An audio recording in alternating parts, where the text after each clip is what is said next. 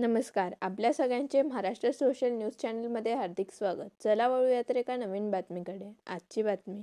धुळे महानगरपालिकेच्या शिक्षण मंडळातील प्रशासन अधिकारी VL दासरवाड यांच्यावर आर्थिक व्यवहार करून शिक्षकांच्या बेकायदेशीर बदल्या केल्याचे आरोप करत मनसेने आयुक्तांना निवेदन दिले. मराठी मनपा शाळा बंद करण्याचा घाट घातल्याचा आरोपही करण्यात आला आहे. संबंधित अधिकाऱ्याला तात्काळ कार्यमुक्त न केल्यास पालक व विद्यार्थ्यांसह आंदोलन छेडण्याचा इशारा मनसेने दिला.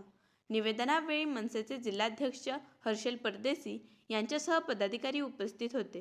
दिवसापासून धुळे महानगरपालिकेमधील शिक्षण मंडळामध्ये मोठ्या प्रमाणावर अनेक घोटाळे उघडकीस येत आहेत. आम्ही वारंवार तक्रार केली होती महानगरपालिकेचे प्रशासन अधिकारी दासरवाड साहेब यांच्या विरुद्ध. त्यांनी कुठल्याही प्रकारची शिक्षकांना पूर्वकल्पना न देता शिक्षकांची तात्काळ बदली केली होती. बरं, तेही आयुक्तांच्या गैरहजेरीमध्ये.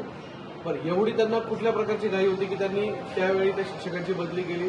बरं, तत्कालीन आयुक्तांनी दासरवाड साहेब यांची बदली करण्यात यावी असा ठराव पारित केला.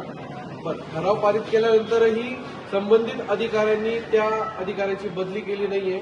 आज अनेक घोटाळे उघडकीस येत आहे. ज्या ठिकाणी त्या शिक्षकांची बदली केली त्या बदलीमध्ये काही आर्थिक घोटाळा झालेला आहे अशा अनेक तक्रारी आमच्याकडे आलेल्या आहेत.